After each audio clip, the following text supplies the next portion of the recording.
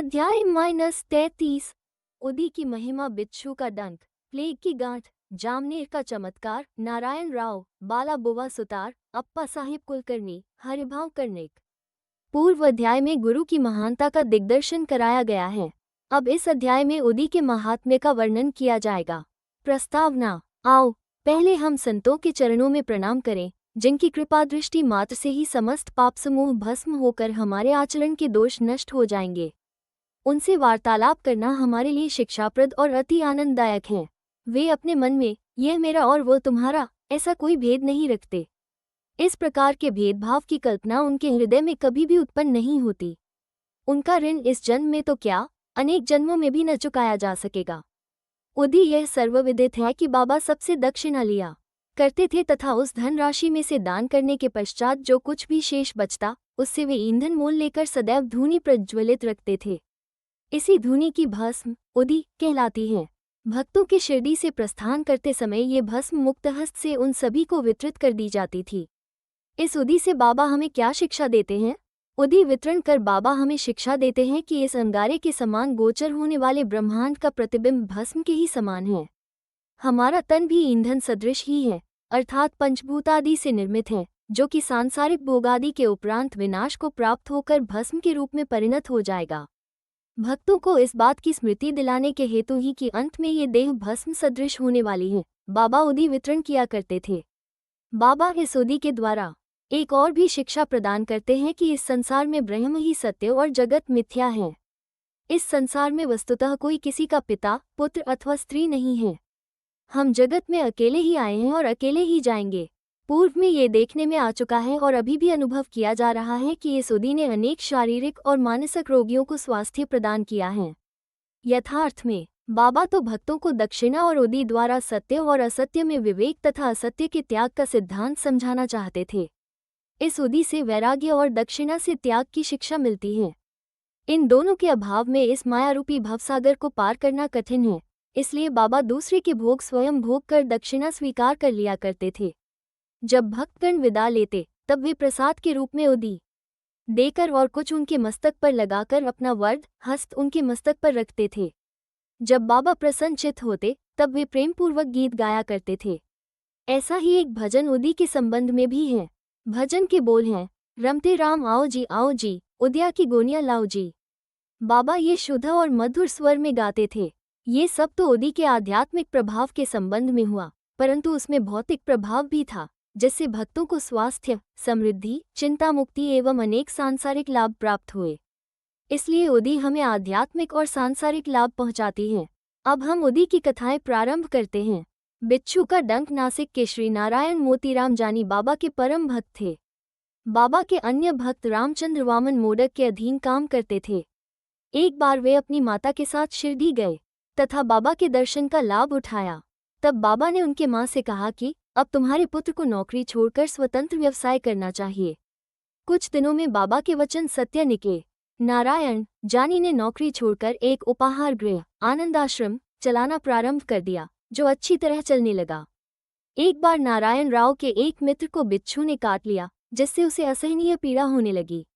ऐसे प्रसंगों में उदी तो रामबाण प्रसिद्ध ही है। काटने के स्थान पर केवल उसे लगा ही तो देना है। नारायण ने उदी खोजी, परंतु कहीं न मिल सकी। उन्होंने बाबा के चित्र के समक्ष खड़े होकर उनसे सहायता की प्रार्थना की और उनका नाम लेते हुए उनके चित्र के सम्मुख जलती हुई अगरबत्ती में से एक चुटकी भस्म बाबा की उदी मानकर बिच्छू के डंक मारने के स्थान पर लेप कर दिया। वहां से उनके हाथ हटाते ही पीड़ा तुरंत मिट गई और दोनों अति प्रसन्न होकर चले गए। प्लेग की गांठ। एक समय एक भक्त बांद्रा में था। उसे वहां पता चला कि उसकी लड़की, जो दूसरे स्थान पर है, प्लेगग्रस्त है और उसे गिल्टी निकल आई है। उनके पास उस समय उदी नहीं थी, इसलिए उन्होंने नाना चांदोरकर के पास उदी भेजने के लिए सूचना भेजी। नाना साहेब ठाणे रेलवे स्टेशन के समीप रास्ते में ही थे। जब उनके पास ये सूचना पहुंची, वे अपनी पत्नी सहित कल्याण जा रहे थे। उनके पास भी उस समय उदी नहीं थी, इसलिए उन्होंने सड़क पर से कुछ धूल उठाई और श्री साईं बाबा का ध्यान कर उनसे सहायता की प्रार्थना की तथा उस धूल को अपनी पत्नी के मस्तक पर लगा दिया। वो भक्त खड़े खड़े ये सब नाटक देख रहा था। जब वह घर लौटा तो उसे जानकर अति हर्ष हुआ कि जिस समय से नाना साहेब ने ठाणे रेलवे स्टेशन के पास बाबा से सहायता करने की प्रार्थना की, तभी से उनकी लड़की की स्थिति में पर्याप्त सुधार हो चला था, जो गत 3 दिनों से पीड़ित थी। जामनेर का विलक्षण चमत्कार। सन 1904-05 में नाना साहेब चांदोरकर खानदेश जिले के जामनेर में मामलतदार थे। जामनेर शिरडी लगभग 250-300 मील दूर है। उनकी पुत्री मैनाताई गर्भावस्था में थी और प्रसव काल समीप ही था। उसकी स्थिति अति गंभीर थी। 2-3 दिनों से उसे प्रसव वेदना हो रही थी। नाना साहेब ने सभी संभव प्रयत्न किए, परंतु वे सब व्यर्थ ही सिद्ध हुए। तब उन्होंने बाबा का ध्यान किया और उनसे सहायता की प्रार्थना की। उस समय शिरडी में एक रामगीर बुवा, जिन्हें बाबा बापूगीर बुवा के नाम से पुकारते थे, अपने घर खानदेश को लौट रहे थे। बाबा ने उन्हें अपने समीप बुलाकर कहा कि तुम घर लौटते समय थोड़ी देर के लिए जामनेर में उतरकर यह ओदी और आरती श्री नाना साहेब को दे देना। रामगीर बुवा बोले कि मेरे पास केवल 2 ही रुपये हैं, जो कठिनाई से जलगांव तक के किराए को ही पर्याप्त होंगे। फिर ऐसी स्थिति में जलगांव से 35 मील दूर और आगे जाना मेरे लिए कैसे संभव होगा। बाबा ने उत्तर दिया कि चिंता की कोई बात नहीं, तुम्हारी सब व्यवस्था हो जाएगी। तब बाबा ने श्यामा से माधव अडकर द्वारा रचित प्रसिद्ध आरती की प्रतिलिपि कराई और ओदी के साथ नाना साहेब के पास भेज दी। बाबा के वचनों पर विश्वास कर रामगीर बुवा ने शिरडी से प्रस्थान कर दिया और 2:45 बजे रात्रि को जलगांव पहुंचे। इस समय उनके पास केवल 2 आने ही शेष थे, जिससे वे बड़ी दुविधा में थे। इतने में ही एक आवाज़ उनके कानों में पड़ी कि शिरडी से आए हुए बापूगीर बुवा कौन हैं।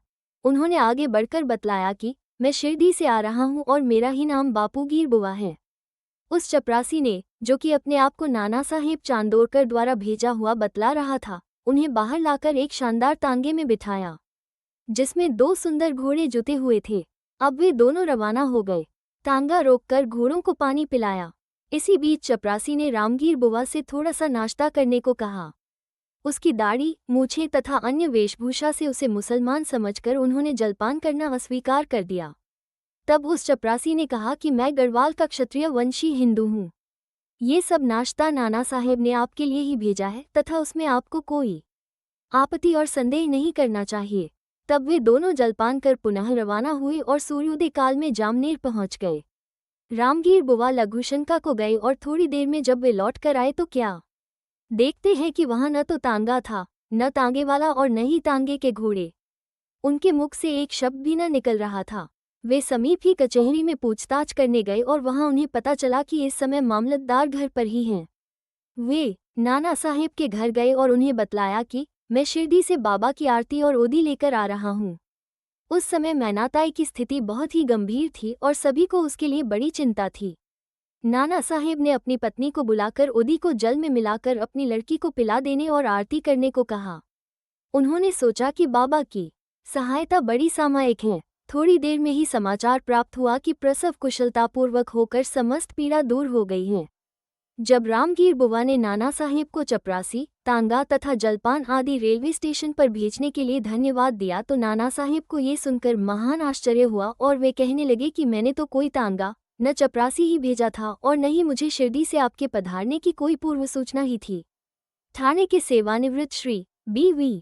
देव ने नाना साहेब चांदोरकर के पुत्र बापू साहेब चांदोरकर और शिरडी के रामगीर बुवा से इस संबंध में बड़ी पूछताछ की और फिर संतुष्ट होकर श्री साईं लीला पत्रिका भाग 13 में गद्य और पद्य में एक सुंदर रचना प्रकाशित की।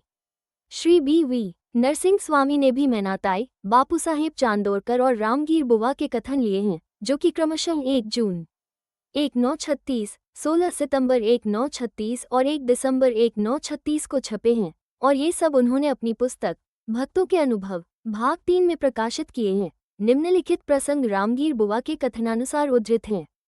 एक दिन मुझे बाबा ने अपने समीप बुलाकर एक ओदी की पुड़िया और एक आरती की प्रतिलिपि देकर आज्ञा दी कि जामनेर जाओ और यह आरती तथा ओदी नाना साहेब को दे दो।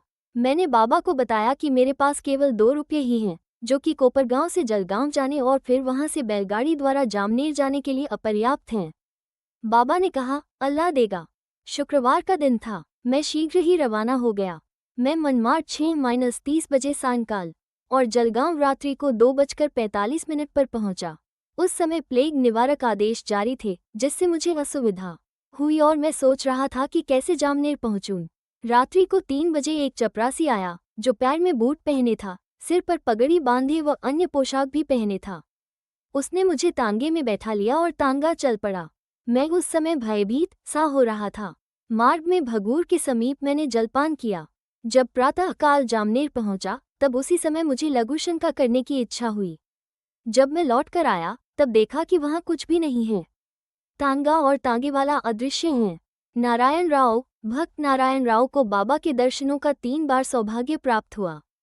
सन 1918 में बाबा के महासमाधि लेने के 3 वर्ष पश्चात वे शिरडी जाना चाहते थे, परंतु किसी कारणवश उनका जाना न हो सका। बाबा के समाधिस्थ होने के 1 वर्ष के भीतर बाबा का ध्यान करना प्रारंभ कर दिया। एक रात को उन्हें स्वप्न हुआ। बाबा एक गुफा में से आते हुए दिखाई पड़े और सांत्वना देकर कहने लगे कि घबराओ नहीं, तुम्हें कल से आराम हो जाएगा और 1 सप्ताह में ही चलने फिरने लगोगे। ठीक उतने ही समय में नारायण राव स्वस्थ हो गए। अब ये प्रश्न विचारणीय है कि क्या बाबा देहधारी होने से जीवित कहलाते थे और क्या उन्होंने देह त्याग दी इसलिए मृत हो गए? नहीं, बाबा अमर हैं क्योंकि वे जीवन और मृत्यु से परे हैं। एक बार भी अनन्य भाव से जो उनकी शरण में जाता है, वो कहीं भी हो उसे वे सहायता पहुंचाते हैं। वे तो सदा हमारे साथ ही खड़े हैं और चाहे जैसा रूप लेकर भक्त के समक्ष प्रकट होकर उसकी इच्छा पूर्ण कर देते हैं। अप्पा साहेब कुलकर्णी। सन 1917 में अप्पा साहेब कुलकर्णी के शुभ दिन आए। उनका ठाणे को स्थानांतरण हो गया। उन्होंने बाला साहेब भाटे द्वारा प्राप्त बाबा के चित्र का पूजन करना आरंभ कर दिया। उन्होंने सच्चे हृदय से पूजा की।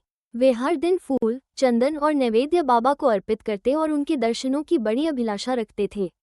इस संबंध में इतना तो कहा जा सकता है कि भावपूर्वक बाबा के चित्र को देखना ही बाबा के प्रत्यक्ष दर्शन के सदृश है। नीचे लिखी कथा से यह बात स्पष्ट हो जाती है। बालाबू सुतार। बंबई में एक बालाबू नाम के संत थे जो कि अपनी भक्ति, भजन और आचरण के कारण आधुनिक तुकाराम के नाम से विख्यात थे। सन 1917 में वे शिरडी आए। जब उन्होंने बाबा को प्रणाम किया तो बाबा कहने लगे कि मैं तो इन्हें 4 वर्षों से जानता हूँ। बालाबू को आश्चर्य हुआ और उन्होंने सोचा कि मैं तो प्रथम बार ही शिरडी आया हूँ, फिर यह कैसे संभव हो सकता है? गहन चिंतन करने पर उन्हें बाबा के शब्दों की यथार्थता का बोध हो गया और वे मन ही मन कहने लगे कि संत कितने सर्वव्यापक और सर्वज्ञानी होते हैं तथा अपने भक्तों के प्रति उनके हृदय में कितनी दया होती है। मैंने तो केवल उनके चित्र को ही नमस्कार किया था तो भी यह घटना उनको ज्ञात हो गई। इसलिए उन्होंने मुझे इस बात का अनुभव कराया है कि उनके चित्र को देखना ही उनके दर्शन करने के सदृश है। अब हम अप्पा साहेब की कथा पर आते हैं। जब वे ठाणे में थे तो उन्हें भिवंडी दौरे पर जाना पड़ा, जहां से उन्हें 1 सप्ताह में लौटना संभव न था। उनकी अनुपस्थिति में तीसरे दिन उनके घर में निम्नलिखित विचित्र घटना हुई। दोपहर के समय अप्पा साहेब के घर पर एक फकीर आया जिसकी आकृति बाबा के चित्र से ही मिलती जुलती थी। श्रीमती कुलकर्णी तथा उनके बच्चों ने उनसे पूछा कि आप शिरडी के श्री साईं बाबा तो नहीं हैं? इस पर उत्तर मिला कि वे तो साईं बाबा के आज्ञाकारी सेवक हैं और उनकी आज्ञा से ही आप लोगों की कुशल क्षेम पूछने यहाँ आए हैं। फकीर ने दक्षिणा मांगी तो श्रीमती कुलकर्णी ने उन्हें 1 रुपया भेंट किया। तब फकीर उन्हें उदी की एक पुड़िया देते हुए कहा कि इसे अपने पूजन में चित्र के साथ रखो। इतना कहकर वो वहां से चला गया। अब बाबा की अद्भुत लीला सुनिए। भिवंडी में अप्पा साहेब का घोड़ा बीमार हो गया जिससे वे दौरे पर आगे न जा सके। तब उसी शाम वे घर लौट आए। घर आने पर उन्हें पत्नी के द्वारा फकीर के आगमन का समाचार प्राप्त हुआ। उन्हें मन में थोड़ी अशांति सी हुई कि मैं फकीर के दर्शनों से वंचित रह गया तथा पत्नी द्वारा केवल 1 रुपया दक्षिणा देना उन्हें अच्छा न लगा। वे कहने लगे कि यदि मैं उपस्थित होता तो 10 रुपये से कम कभी न देता। तब वे भूखे ही फकीर की खोज में निकल पड़े। उन्होंने मस्जिद एवं अन्य कई स्थानों पर खोज की, परंतु उनकी खोज व्यर्थ ही सिद्ध हुई। पाठक अध्याय 32 में कहे गए बाबा के वचनों का स्मरण करें कि भूखे पेट ईश्वर की खोज नहीं करनी चाहिए। अप्पा साहेब को शिक्षा मिल गई। भोजन के उपरांत वे जब अपने मित्र श्री चित्रे के साथ घूमने को निकले तब थोड़ी ही दूर जाने पर उन्हें सामने से एक फकीर द्रुत गति से आता हुआ दिखलाई पड़ा। अप्पा साहेब ने सोचा कि यह तो वही फकीर प्रतीत होता है जो मेरे घर पर आया था तथा उसकी छवि भी बाबा के चित्र के अनुरूप ही है। फकीर ने तुरंत ही हाथ बढ़ाकर दक्षिणा मांगी। अप्पा साहेब ने उन्हें 1 रुपया दे दिया। तब वो और मांगने लगा। अब अप्पा साहेब न 2 रुपये दिए, तब भी उसे संतोष न हुआ। उन्होंने अपने मित्र चित्रे से 3 रुपये उधार लेकर दिए, फिर भी वो मांगता ही रहा।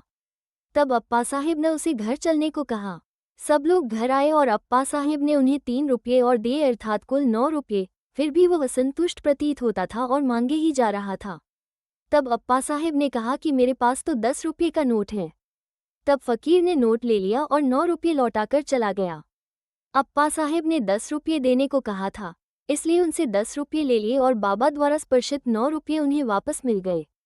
अंक 9 रुपये अर्थपूर्ण है तथा नवविधा भक्ति की ओर इंगित करते हैं। यहाँ ध्यान दे कि लक्ष्मीबाई को भी उन्होंने अंत समय में 9 रुपये ही दिए थे। उदी की पुड़िया खोलने पर अप्पा साहिब ने देखा कि उसमें फूल के पत्ते और अक्षत हैं।